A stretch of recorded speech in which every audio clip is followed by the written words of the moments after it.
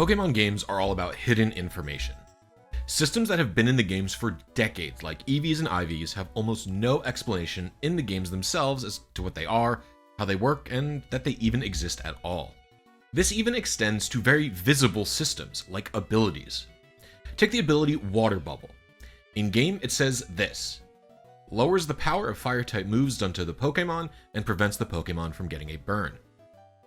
But there's a third, completely hidden effect, and it's that all water-type moves deal double damage. This is not insignificant. So how do players find this stuff out? Well, I, like many others, learn about it via external websites, places like Bulbapedia, Cerebi, or Smogon. These websites and more are pillars of the Pokemon fandom, having been around for decades, and they have an unbelievable wealth of knowledge in them. I do, however, have a pretty big problem with them. They kind of suck. Basically, every major Pokemon fan website front-loads pages with completely useless information that makes it difficult to find out what I want to actually learn. It feels like very little thought was put into what goes where or how to display the information.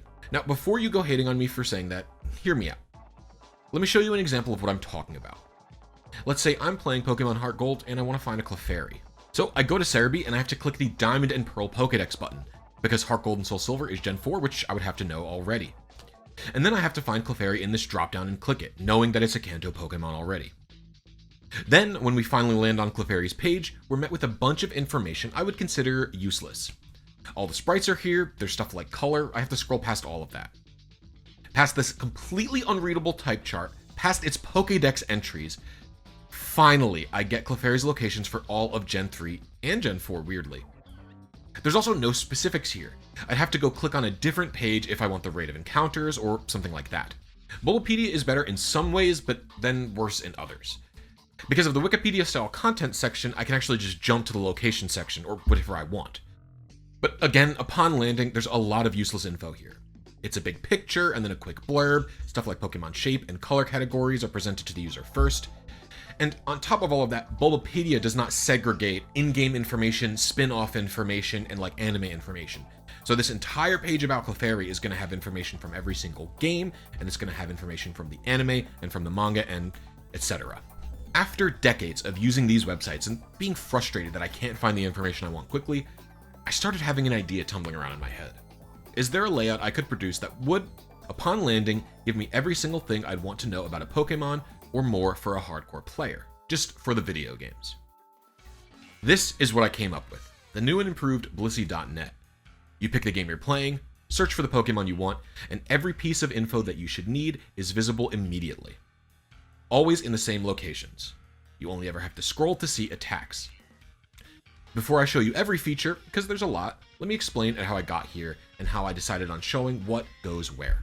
The first version of blisy.net wasn't even on a computer, it was in this notebook. Here's some of the first hand-drawn images of what I thought a good layout could be. I also wrote down my design goals. I wanted to prioritize the most useful information to a player. Stuff like abilities, locations, stats, and evolution methods. These are the main things you're going to want to know when you go to Cerebi or whatever while you're playing a video game. The goal was to make every single piece of info you see when you landed on the site useful. After racking my brain a bit, just solo, and ironing out what I thought was useful, I made a very basic HTML mockup. Despite how crude it was, I felt I already had something here worth pursuing. The layout I made already felt intuitive. Now, I've been a website hobbyist since like high school for me, so like 15 years, but it's all been very amateur, just basic HTML, CSS, and some really bad JavaScript. So I'd have to level up a lot if I wanted to make anything useful or presentable. On top of that, getting the information required to make a website like this would take me a really long time. Cerebi and Bulbapedia, like I said, have been around for decades, and the amount of knowledge that they've accumulated over time and built up in their own databases is it's overwhelming. Normally for me, a project like this would probably stop here. I would realize the amount of work I'd have to do / learn, and I would move on. But something compelled me to move forward a bit. I was looking into full stack dev courses online, and I reached out to my friend Rags, who's a full stack dev, to see if the one I was looking at was good. Curious, he asked why, and I showed him my design docs for the website and explained the issue I was trying to solve regarding Cerebi or Bulbapedia. He offered to work with me on the website because it seemed like a good project, and so we began. Almost immediately, Rags found the solution to our information problem. He found PokeAPI. This is an open source API that has a ton of information on it, is pretty active and has a great community of contributors. While this was a good start, there is information missing. And that's how we ended up figuring the workload would be split. I would do the website's design and add missing information from PokeAPI, and Rags would implement the designs in programming.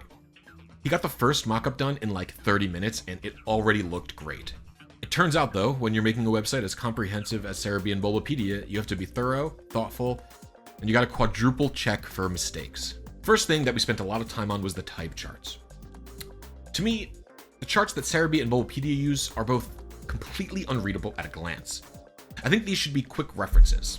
You want to look at this and go, okay, is this super effective against this Pokemon? What's this Pokemon's immunity, etc. The issues are different for each page though. Cerebi uses multipliers and the layout is kind of bad.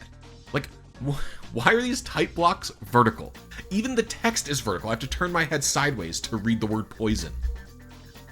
It also takes up a full row across the entire screen. Really, to me, this is not readable.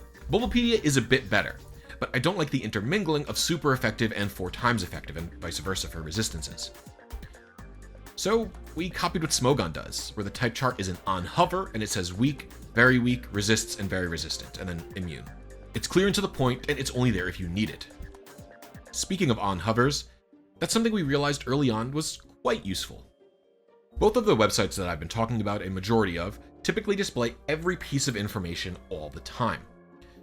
But for something like abilities, that's kind of unnecessary and a bit difficult to do in a condensed fashion. So my ability box just shows what abilities they are, and then you can find out what those abilities do via a hover. Alternatively, if you want more information than just what it does, you can click it to get to a separate ability page where you see which Pokemon get the ability, how they get it, and some other information as well. Separating info like this, I think, does wonders for at-a-glance information, which was becoming the clear focus for this website. The next thing I want to talk about is base stats. As someone who plays competitive Pokemon a bit, I find every stat display except Pokemon Showdowns to be pretty inadequate. I understand what Cerebi, Bulbapedia, and Smogon want to do here. They want you to be able to quickly reference what the in-game stats will be with varying EVs, natures, etc. But I just don't think it's easy to do when they show you how 500 different numbers look at once. It's so easy for me to get lost at these. I mean, look at Cerebi's here. To me, I've literally never been able to use this once. So I asked Rags to build the Showdown calc into the website. Originally, my idea was this would be the base stat box, but it became clear very early on that there wasn't enough room in that spot up there, so we had to compromise. You can look at the base stats as a quick reference, and then if you want something more specific, you can click this button right here and it'll jump you all the way down to the bottom of the page where the Showdown style calc is. It should be a good way to figure out speed tiers and other stat thresholds pretty easily.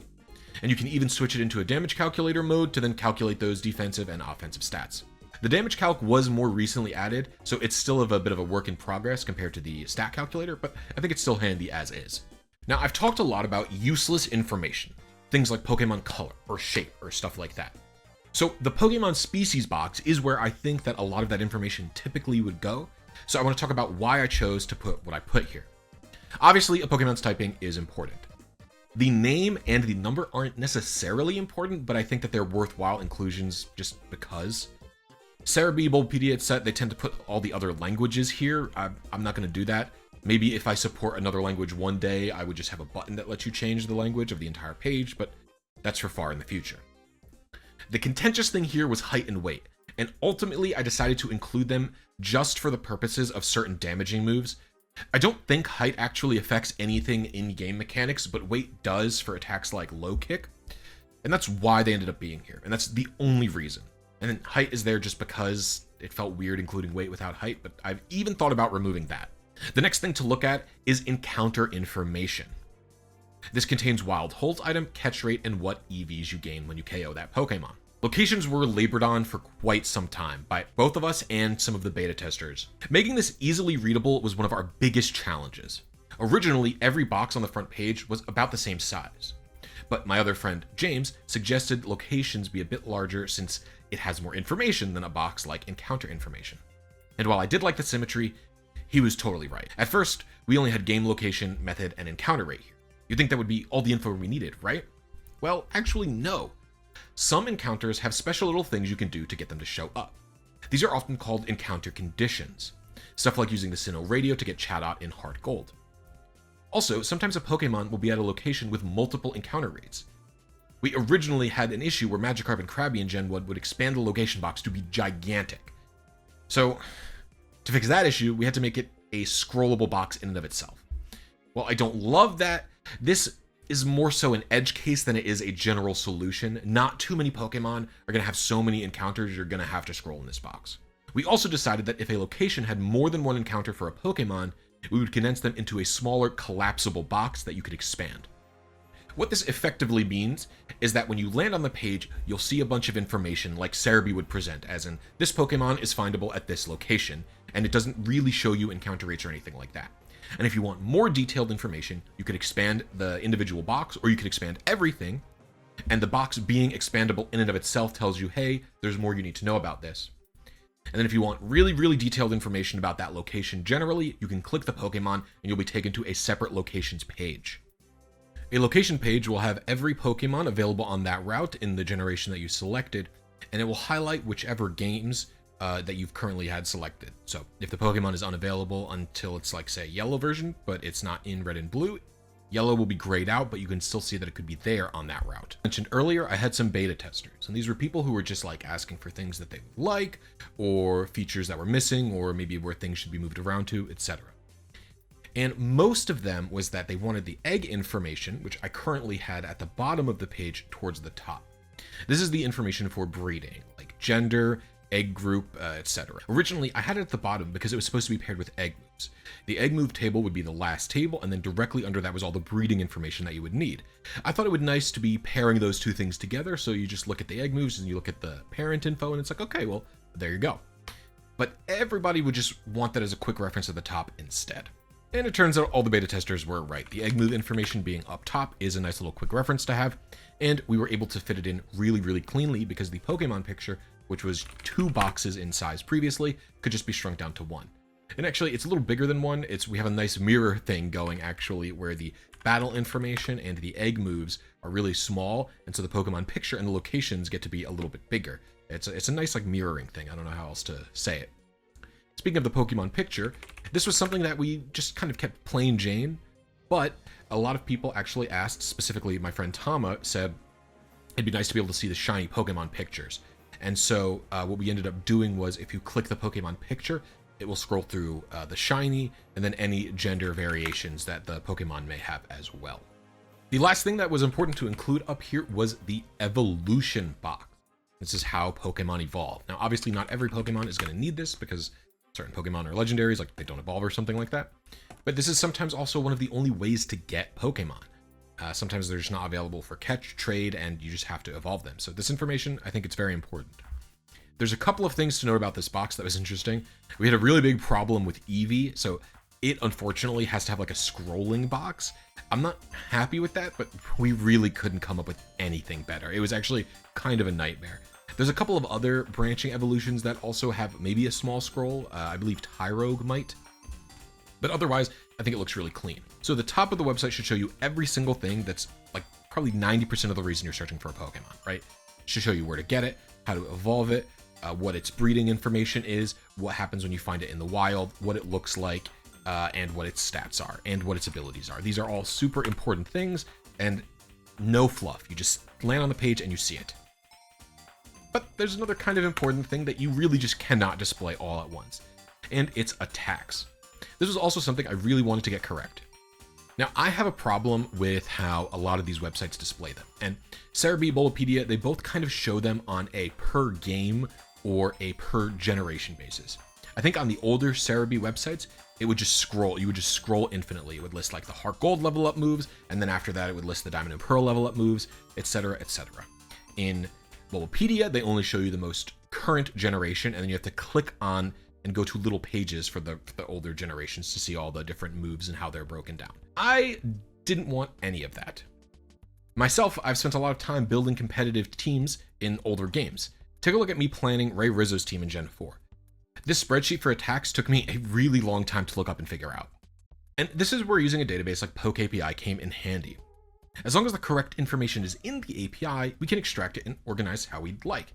So in addition to the standard moveset information, like power, category, type, etc., We will list all the games a Pokemon can learn a specific move from in that generation. This allows us to compress the Pokemon page by a lot.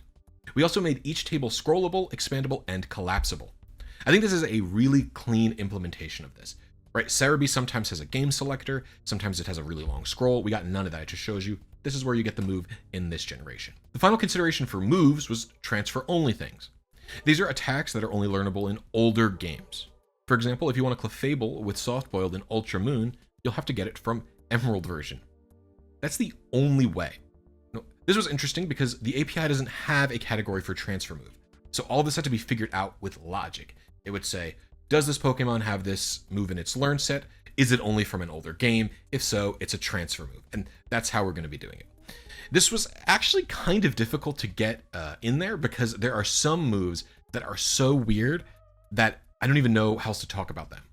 And these are going to be called transfer-only egg moves. Like, for example, in Black and White version, the only way to get takedown on Shelder is to breed Shelder with Shelder. You see, for years, takedown was an egg move on Shelder, but there was actually no valid parent who can learn takedown to breed it. There's no parent that's in the same egg group, except Shelder.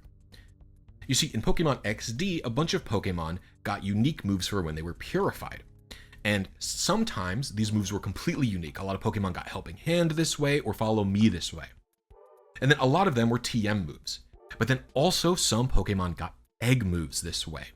And I guess Game Freak or Genius Sonority, whoever planned this, didn't check that there would always be legitimate parents for these egg moves. But Shelder gets the egg move Takedown, and it also gets Refresh. Takedown, there's no parents for it. So the only way to get Takedown in Gen 3, 4, and 5 on Shelder is to catch this XD Shelder and then breed it with other Shelder, assuming you got a male one. That's the only way. There's a couple of others like this. I think it's really unique and super weird, and our website covers it, and I'm really proud of that fact. Another thing to consider when doing the moves is things like categories and typings. I do like the little stylizations that websites like Cerebi or Bulbapedia use, but I don't want anything to be a picture. I think that it is better for like Control F searching if you wanted to be able to find something. So physical, special, category, I'm not going to use the picture. And the same goes for any items. I'm not using the pictures for items, for evolution or anything like that. I'm just telling you what is the item. You need to evolve it by using a Thunderstone. That's how it works for Pikachu and Raichu, for example. I also wanted all the tables on the website to be sortable. You want all the physical TMs? Sure. You want all the water type tutor moves? That works for me. Organize it how you would like. This is something that both Bulbapedia and Smogon do very right. We also have all of the sub pages that are tables, all organizable by every single column. I think that's pretty much all of the important features. I mean, there's other tabs here. One of my favorite is the chain breeding tab. The egg move section has a new column called parents, and if you click on it, it will tell you how you get that move and from what parent and how that parent learns the move. And I've organized it from like what I think is the easiest to the hardest way to get it. So it's like a parent with a level up move, and then a parent with a TM, and then all the way at the bottom is transfer and breed only egg moves, which I briefly talked about with Shelter. We also opted to pass most things like moves and egg moves and things like that onto the parents if that wasn't the case. So for example, Feraligatr will show that it has egg moves, even though you can't hatch Feraligatr from an egg. Now, Rags and I have not made the most comprehensive or best website of all time, of course. I'm sure there's design faults that we failed to notice, or some decisions that users will just not like because of what we were prioritizing, which is, efficient information finding and not fun facts. We're both open to feedback on what you'd like to see, but here's also the current shortcomings that we know about. Our items page is only held items at the moment in terms of locations, as in it only shows what wild Pokemon hold an item and not where you can find it. PokeAPI does not have item locations at the time I'm recording this. I believe there's an issue open for it, and it's something I'd like to have on blisy.net one day, but it'll be a long time before that happens. While I am contributing to PokeAPI, I've been focused on missing encounter data. Not every encounter in the series is in PokeAPI yet. A lot of more niche things are missing. The community working on this is great in GitHub. Tons of cool people have been working to fix things like this. I've personally added Coliseum, XD, their unique shadow moves, a couple of Gen 3 events, all the trades from Red, Blue, Yellow, Gold, Silver, Crystal, Ruby, Sapphire, Emerald, every single Game Corner encounter from Gens 1 through 4, and a couple of other minor fixes, I think. I don't plan on stopping anytime soon, but this is not my full-time job, so progress will be sporadic and whenever I have time to work on it. unless this gets really popular somehow. One of the benefits of me using PokeAPI for this website is that if anyone here likes blisy.net, if you contribute to the API, it'll benefit the website. It's kind of like a Cerebi or Bulbapedia, but anyone can correct it in a layout that I think is really good. And shout out to all the maintainers and contributors I've worked with so far. The community working on this has been fantastic. Everyone's been awesome. Of course, that being said, there's one last big issue with the API. And it's that our website stops covering at Gen 7. And PokeAPI does have Pokemon data, base stats, but is often missing critical data for Gens 8 and onward. Things like encounter locations and sometimes level up moves. So at the moment, what I've made here is basically the best old gen Pokemon game information website. I plan to start working on the Switch generation after all the old gens are 100% completely done to my satisfaction. But again, because I use PokeAPI, if any one of you or somebody else adds the encounters for Gens 8 and 9, my websites, and you like my website's layout, you'll be benefiting yourself. I'm excited to get some heavier usage out of the website and see what other people think and how they like it and stuff like that. I do have some of the more, let's say less useful information at the bottom of the page. I do have a Pokedex entry, and I do tend to have like color or habitat or whatever that is. I put those at the very bottom, even under the stat calculator, because I think sometimes people will not want to have to go to multiple different websites to get this information, and if you want to look for it, there is no harm in it. I just didn't want to prioritize it. Making the website mobile was also kind of a big challenge. There was a couple of really strange things that we had to deal with, mostly around the move tables. I think that everything else looks good. It was pretty natural to switch the boxes to be a vertical configuration, and somewhere around tablet size is when things start switching. But we are able, I think, to pretty much get one scroll once you land on the Pokemon's page. All 8 of the boxes are still there on mobile as well. Took some tweaking, but I'm really proud of what we did. The move tables, we had to take a page out of Cerebi's book, actually, and sort of do a condensed half-table thing. I don't really know how accurately, or like how to describe it properly, but if you take a look here, it's like a table, and then like they have a semi-break in the table for their layout for where the text goes. We pretty much ripped that strategy directly from Cerebi so that we could condense space. I think it looked a little too noisy on desktop for me, and I really like the way that we have it on desktop as is, so yeah. And also I had to tab the move so you didn't have to scroll. I didn't want to do tabs on desktop because I wanted you to be able to control F everything, but I think that control Fing is not as important on mobile as it is on desktop, so I didn't really prioritize that either. The last thing I have to say here is, don't take this as hate on Cerebi or Bulbapedia. I know the title and the thumbnail are probably a little bit aggro, but at the end of the day, a lot of this information in PokeAPI is sourced from those websites. They have more information than I ever will hope to present on blisy.net. These websites are trying to do something that I am not, right? I'm trying to have a specific curated example, and I'm trying to make sure that everything is useful in the way that I see it. So of course I'm going to really like what I made because it was made for me and people who think like me. If you want to just browse a really long article about all sorts of weird stuff, you're going to use Bulbapedia and you're going to use Cerebi. I have a really specifically fond memory of my friend Connor like crying laughing about Magnemite being classified as a Pokemon with head and 2 arms like Geodude, and seeing that on Bulbapedia and just him laughing for an hour straight after reading that. That will never happen on my website because that's not the type of thing that I'm prioritizing. And while I am working hard on this, I'm not collecting the same amount of data as all these other people are. There are other people who are using PokeAPI who contributed to it. People rip data from Cerebi and Bulbapedia all the time to get it into PokeAPI. Like, I understand, like, you build off of the things that have come before. And part of these websites' problems is that they're so old or that they're bound to different layouts, right? Cerebi is very old. He changes the layout with every single generation to accommodate for new things. Bulbapedia is sort of conformed to the wiki style formatting. You're not gonna change that. That's what it's trying to do. So don't take this as hate on them. I like these websites. I'm still gonna be using them, especially for Gens 8 and 9. And just show them some appreciation. I just don't want this to end on a negative note. If you want to give me any feedback about the website, you can find me on my Discord, or you can find my email or my VSky. You can tag me in anything like that. If you want to talk about like what you think is good or what's bad, etc., give me any feedback. Yeah. So thank you so much for watching this video. I hope you enjoyed the website that I've presented here, and I'll see you later. Bye.